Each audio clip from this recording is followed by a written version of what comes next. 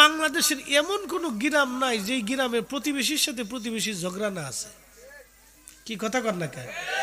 কিন্তু বিরাট বড় বুজুর্গ, অন্যের ভুল ধরার উস্তাদ, চার দোকানে বইলি একবারে মানে এমন জ্বর উঠে দিছে যে সব খারাপ, খালি উনি বালা।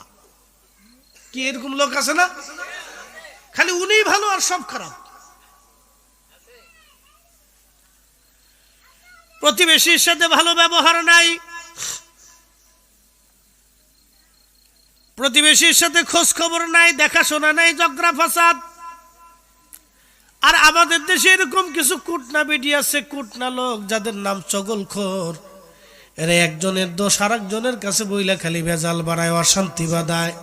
কি কথা কন না কেন? আছে না নাই? অশান্তি বাঁধায়, বিশৃঙ্খলা তৈরি করে। প্রশ্ন করি, আপনি যেই মতের হন,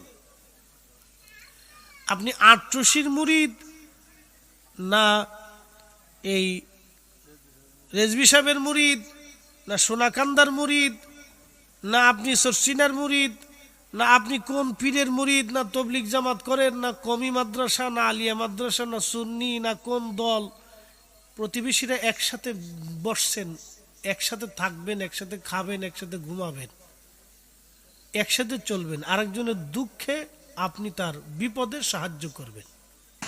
এটার নাম হচ্ছে ইসলাম। প্রতিবেশী কোন মতের অধিকারী হয়েছে ওটা আপনার দেখার বিষয় নেই। সহযোগিতার ক্ষেত্রে আমাদেরকে সাম্য রাখতে হবে। সে তার মত নিয়ে বেশি আছে। এখন আপনাদেরকে একটা প্রশ্ন করি, জবাব দিবেন তো? আপনার প্রতিবেশী হিন্দু আছে, হিন্দুর বাড়িতে আগুন লাগলো, এখন আপনি কি কেরোসিন তেল নিবেন না পানি নিবেন? একসাথে বলেন, কে পানি নিবেন?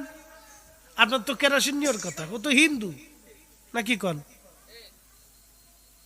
ও তো হিন্দু, ওর বাড়িতে কেরোসিন দিয়ে ঢেলে আরো আগুন ধরাই দিবেন নাকি?